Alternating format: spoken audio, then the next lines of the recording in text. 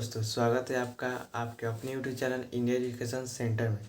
दोस्तों, आज का जो हमारा जो टॉपिक है वह बायोलॉजी से संबंधित है, जिसका नाम है पोषण की जो चरण होते हैं जीवों में, उसे समझेंगे। तो देखिए, टॉपिक का नाम है, हमारा जो चौथा टॉपिक है उस चौथे टॉपिक का नाम है प्राणी समजीव या केवल जीव।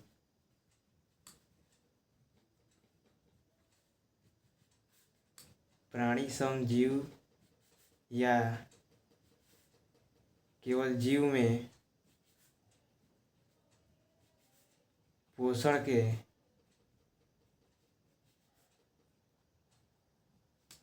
5 चरण होते हैं।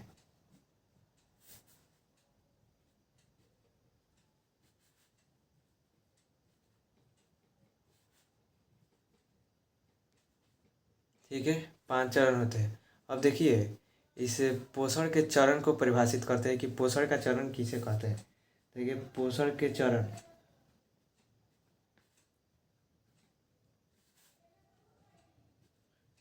चरण को हम परिभाषित करते हैं तो इस पोषण के चरण की परिभाषा होगी, जीवों में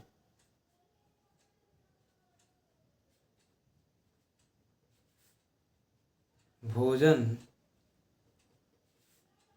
के ग्रहण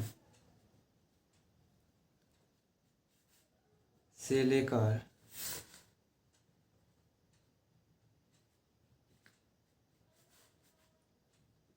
बहिष्करण या इसे इस प्रकार से लेकर बहिष्करण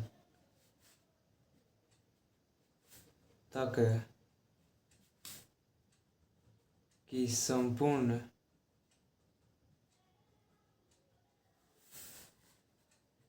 भाग को अर्थात चरण को पोषण के चरण कहते हैं।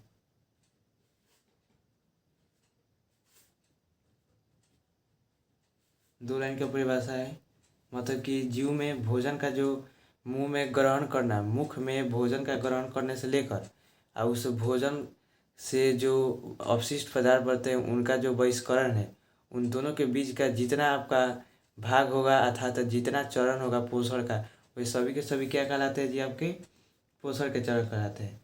अब इस पोषण के चरण के कितने भाग होते हैं जी? अर्थात कितने चरण होते हैं? 5 चरण होते हैं। तो इसमें हम पहला देखते हैं, उसके बाद पहले देखिए, पहला को हम कहते हैं अंत ग्रहण, दूसरे को कहते हैं पाचन, दूसरा चरण हमारा पाचन हो गया। तीसरा चरण हमारा हो गया अवशोषण,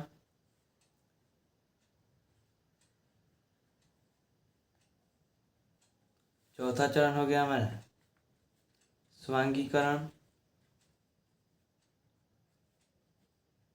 और हमारा 5वां चरण होता है बहिष्करण।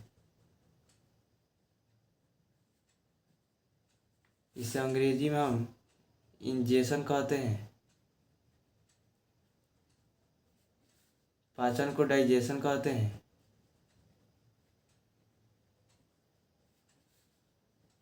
अवशोषण को ऑब्जर्वेशन कहा जाता है,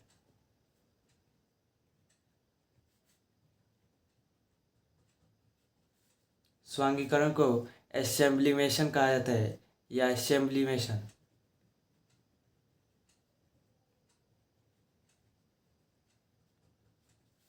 ऐसे डिफेक्शन कहा जाता है, बहिष्करण। तो ये हमारे 5 चरण, इस 5 चरण को हम बारी बारी से परिभाषित करते हैं। पहला चरण अंत ग्रहण किसे कहते हैं?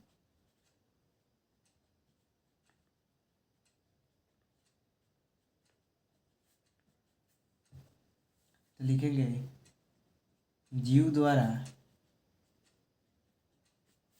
भोजन ग्रहण करने की, जीव द्वारा भोजन का मुख में, ठीक है, भोजन को जीव किसमें जी? आपका मुख में ग्रहण करेगा, ठीक है।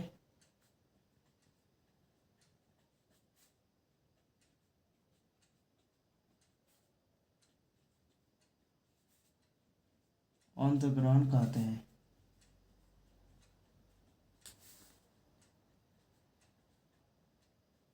अर्थात भोजन को जीव द्वारा मुख में लेने की प्रक्रिया, अर्थात मुख में ग्रहण करने की, ग्रहण मतलब होता है लेना, मतलब भोजन है, उस भोजन को जीव क्या करेगा जी, मुख में डालेगा, अर्थात उसे मुख में लेगा, ग्रहण करेगा, तो उसी को हम क्या कहेंगे जी, अंतग्रहण कहेंगे। अब दूसरा हमारा आता है, उस दूसरे को देखते हैं। दूसरा चरण है, उस दूसरे चरण को हम पाचन कहते हैं। तो उस पाचन को समझते हैं। पाचन, अब जो ये आपका भोजन लिया है मुख में, इस मुख में लिए गए भोजन को मुंह के द्वारा अच्छे से उससे टुकड़े में करेगा, अर्थात भोजन को उसके अवयवी घटक में तोड़ेगा। ठीक है, एंजाइम के द्वारा पेट में जाएगा तो पेट में टूटेगा, वह भोजन और छोटे छोटे टुकड़े में होगा एंजाइम की सहायता से। उसके बाद आंत में जाएगा, छोटी आंत बड़ी आंत में जाएगा तो और पतला होता जाएगा। इस प्रकार से वह मल के रूप में निकल जाता है, और जो पच जाता है भोजन उसका अवशोषण हो जाता है रक्त के द्वारा, और रक्त के माध्यम से शरीर के विभिन्न कोशिकाओं में चला जाता है, जिसे स्वांगीकरण कहते हैं। देखिए, इन पहले चरणों को अच्छे से, मुख में भोजन लेने की प्रक्रिया क्या कहलाती है, जीव द्वारा, अर्थात जीव द्वारा पहले भोजन को मुख में लिया जाएगा तो उसे हम अंतग्रहण कहेंगे। जब वह मुख में भोजन लेगा तो उसका पाचन होगा, तो पाचन एक मुख में होगा और एंजाइम के द्वारा आपका पेट में होगा। ठीक है, पेट में करने से हमारा आ गया आमाशय, बड़ी आंत, छोटी आंत, ये सभी आ गए, तो उसका पाचन होगा। ठीक है, तो पाचन में क्या होता है जी, जो हम भोजन लिए थे वह बड़ा अणु था, उस बड़े अणु को हम छोटे अणु में तोड़ दिए। छोटे अणु का जो है, उस छोटे अणु का विभिन्न कोशिकाओं के द्वारा क्या होता है जी, अवशोषण होता है। तो अवशोषण हो गया। अब वो अवशोषण जो हुआ है विभिन्न कोशिकाओं के द्वारा अर्थात रक्त के द्वारा, उस भोजन का हम उपयोग करेंगे ऊर्जा निर्माण। तो जब भोजन का उपयोग कर लेते हैं ऊर्जा निर्माण, तो उससे स्वांगीकरण कहते हैं। और जब भोजन का पाचन हो जाता है, उसका उपयोग हो जाता है, तो उसके बाद जो बेकार पदार्थ बचता है उसको हम शरीर से बाहर निकाल देते हैं, जिसे बहिष्करण करते हैं। ठीक है, तो इस पांचों प्रक्रिया को एक बार अच्छे से समझ लिए। अब हम इसे और आसानी से परिभाषित कर सकते हैं। तो देखिए, पाचन में भोजन को मुख में लेनी, अब इस जटिल भोज्य अणुओं को सरल भोज्य अणुओं में विखंडित करने की प्रक्रिया को क्या कहेंगे, पाचन कहते हैं। तो देखिए, मुख में लिए गए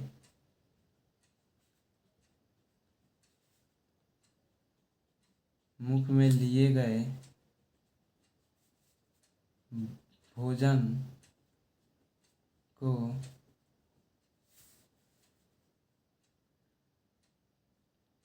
छोटे छोटे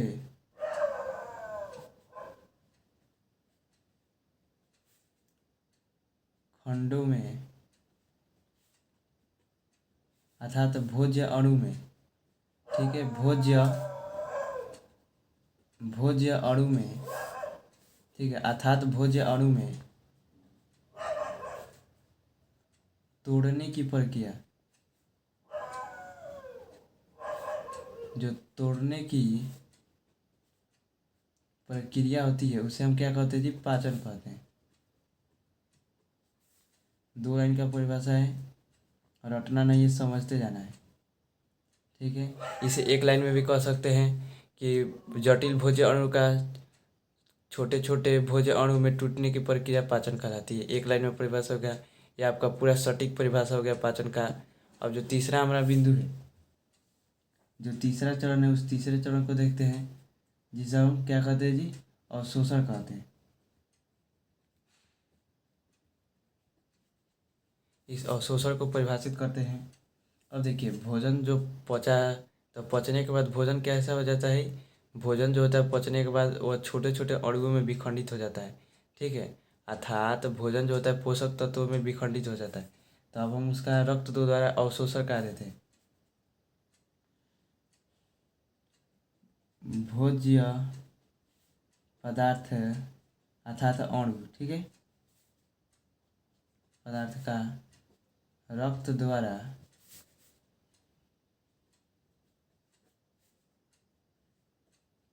अवशोषित करने की प्रक्रिया को अवशोषण कहते हैं।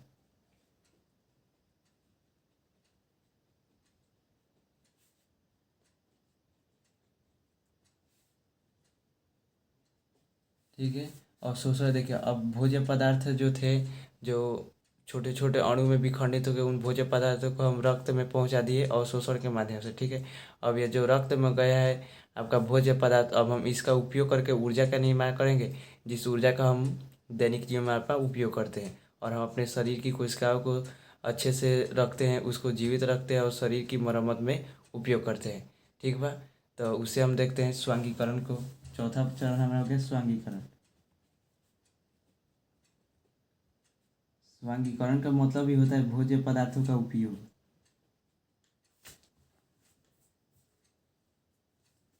अवशोषित भोज्य पदार्थ है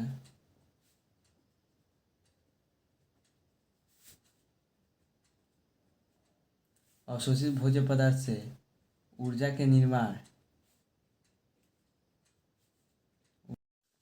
पांचवा चरण है, उस पांचवें चरण को देखते हैं। तो पांचवें चरण का नाम है बहिष्करण।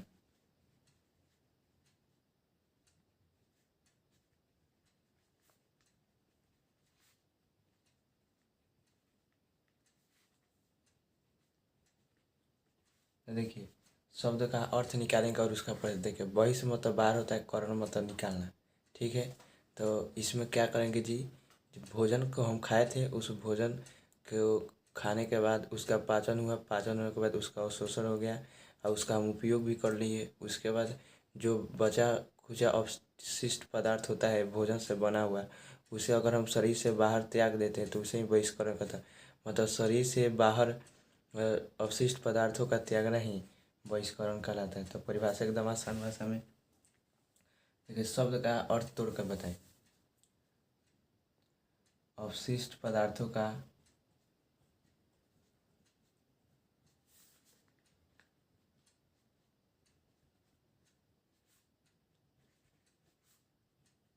शरीर से बहिष मतलब होता है बाहर, बाहर करण मतलब त्यागना, बाहर त्यागने की प्रक्रिया। ये एक लाइन की परिभाषा है। अवशिष्ट पदार्थों को बाहर त्यागने की प्रक्रिया क्या कहलाती है जी, बहिष्करण कहलाती है।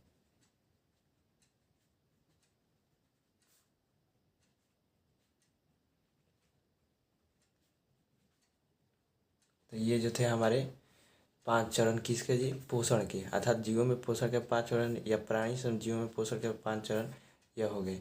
सबसे पहले मनुष्य क्या करता है, भोजन को मुख में लेता है।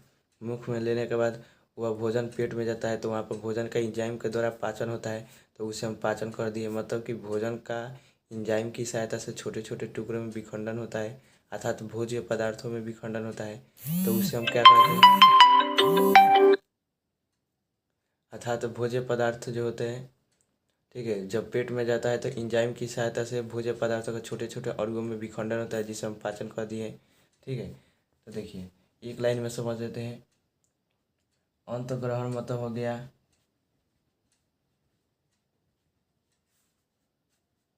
इस अंत ग्रहण का मतलब हो गया मुख में भोजन को लेना, मुख में भोजन को लेना।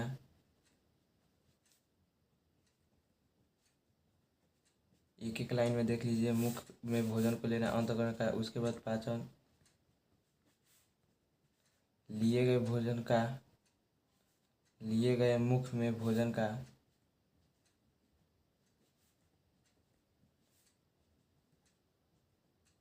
भोजन का सरल भोज्य पदार्थ है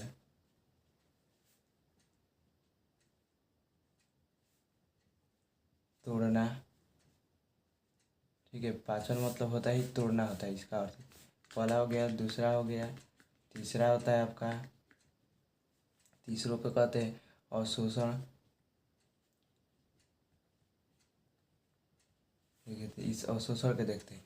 तो ये आपका अवशोषण मतलब अवशोषित करना। तो ये सरल भोज्य पदार्थ है, सरल भोज्य पदार्थों का रक्त के द्वारा अवशोषित करना क्या कहलाता है, अवशोषण कहलाता है। सरल भोज्य पदार्थ का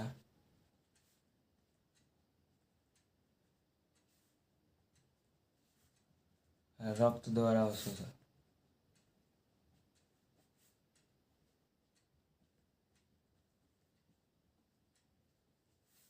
उसी प्रकार से चौथा हो जाएगा स्वांगीकरण। देखिए अवशोषण करण, ये अब इस अवशोषित भोज्य पदार्थ का हम क्या करेंगे, उपयोग करेंगे। तो अवशोषित भोज्य पदार्थ का उपयोग करने क्या कहलाता है, स्वांगीकरण कहलाता है।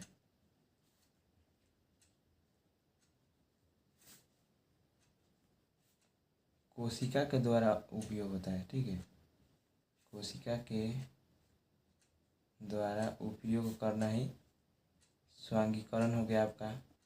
एक एक लाइन में मात्र समझ लिए कितने आसान भाषा में। उसके बाद आता है बहिष्करण आपका।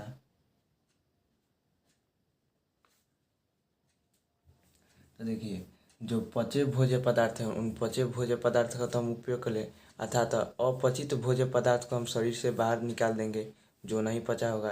अर्थात हम कह सकते हैं कि जो अपशिष्ट पदार्थ होता है उसे हम अपचित पदार्थ कहते हैं, ठीक है।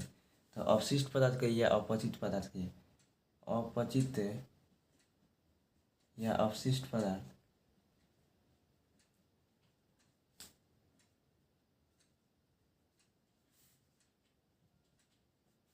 शरीर से बाहर त्यागना, क्योंकि बहिष्ठ मतलब होता है बाहर, करण मतलब त्यागना, बाहर त्यागना आपका क्या कहलाता है जी, बहिष्करण कहलाता है। ये आपका मात्र शॉर्ट में बता दिए, उसके बाद अच्छे से बता दिए, तो ये आपका समाप्त हो गया। अब पांचवा टॉपिक है, इस पांचवें टॉपिक की बात करते हैं। पोषण जीवों में क्यों अनिवार्य है, मतलब आवश्यक है।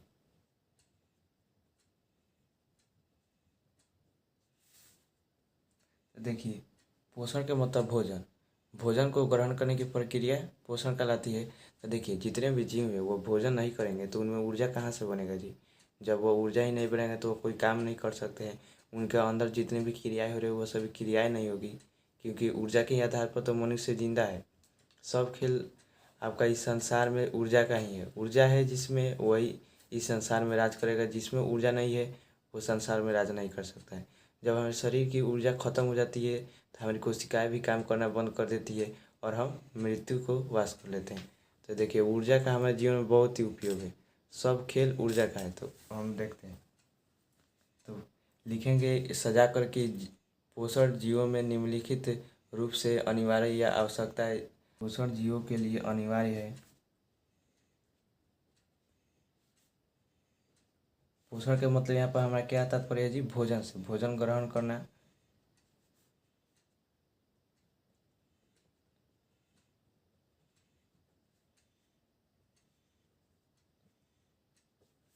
इसके निम्नलिखित कारण है।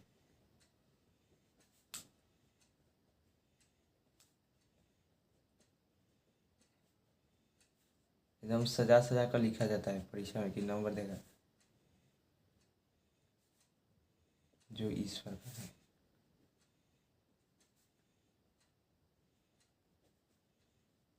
पहला हमने बताया कि जितने भी जैविक क्रिया है उन सभी जैविक क्रियाओं को शरीर में, देखिए जितने भी जैविक क्रिया है वो आपका श्वसन हो, उत्सर्जन हो, परिवहन हो, उन सभी क्रियाओं को होने के लिए ऊर्जा की आवश्यकता होती है, ठीक है।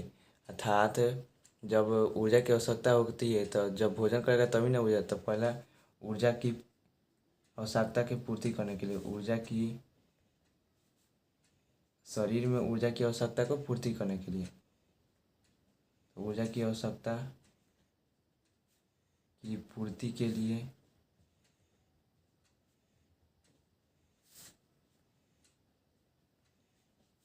दूसरा दूसरा में लिखेंगे अगर कोई कोशिका है वह टूट गई या फूट गई, मान कर चलिए हमको चोट लगता है ना, तो वह चोट जहाँ पर लगता है वहाँ की कोशिकाएं मर जाती है। तो उन कोशिकाओं को फिर से जिंदा करने के लिए, उनकी मरम्मत करने के लिए हमें किसकी आवश्यकता होती है जी, पोषण की आवश्यकता होती है, पोषक तत्वों की आवश्यकता होती है। देखिए भोज्य पदार्थ में आपका पोषक तत्व पढ़े थे हम लोगों ने, वही पोषक तत्व उनको ठीक करती है कोशिकाओं को। तो टूटी फूटी जो टूटी फूटी कोशिकाएं होती है, उन टूटी फूटी कोशिकाओं के मरम्मत में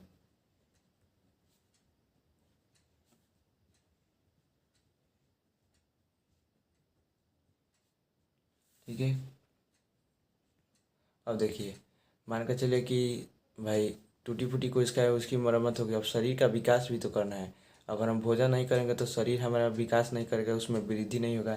ठीक है, तो शरीर के विकास के लिए, शरीर के वृद्धि विकास के लिए, मतलब शरीर लंबा करने के लिए भोजन का ग्रहण करेंगे, जिससे वह पोषक तत्वों को, कैल्शियम को अवशोषित करें, हमें हड्डियाँ मजबूत होगी, हम बढ़ेगा, विकास होगा हमारे में।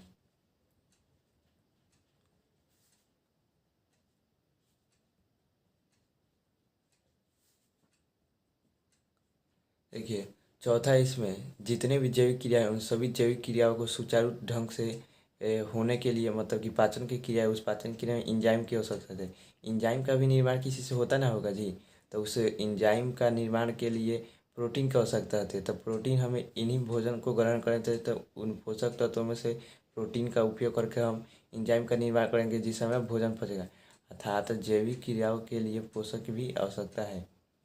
तो जितने भी जैविक क्रिया है शरीर में, उन जैविक क्रिया के संचालन के लिए, जैविक क्रिया क्रिया को सुचारू रूप से चलाने के लिए या संचालन के लिए, संचालन का अर्थ होता है सुचारू रूप से, सुचारू रूप से चलाने के लिए। ठीक है, तो सुचारू रूप से चलाने के लिए हमें किसकी आवश्यकता होती थी? पोषक की। तो ये चार के चार हम जो उपयोग थे उन्हें हम देख लिए। तब तक के लिए दोस्तों, जय हिंद, जय भारत।